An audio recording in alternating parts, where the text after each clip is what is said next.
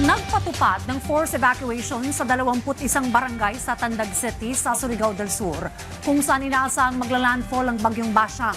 Pinigting naman ang pagbabantay at response operation sa Agusan del Sur. Yan ang ulat ni Jaira Mundez ng PTV Davao.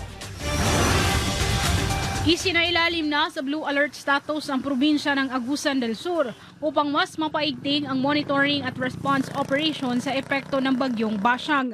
Kanselado na hanggang Biyernes ang klase sa lahat ng antas ng paaralan dahil sa bagyo. Suspendido na rin ang mga trabaho sa gobyerno maliban na lang sa may essential services.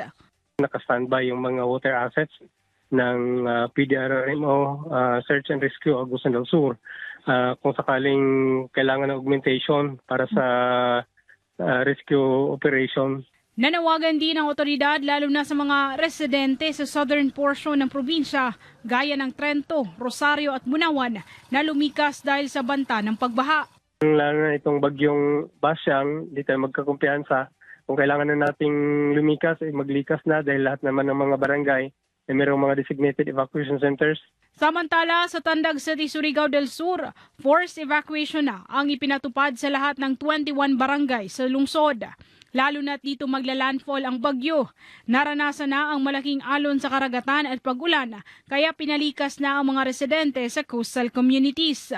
May libreng sakay papunta sa evacuation centers na handog ang Tandag sa TLGU. Aside from the equipment, logistics and assets po, kasali po yung ating mga personnel po. Meron din kaming naka-standby na Search Rescue SRR team.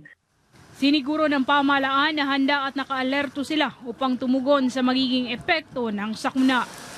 Mula rito sa PTV Davao, Jaira Mundez para sa Pambansang TV sa Bagong Pilipinas.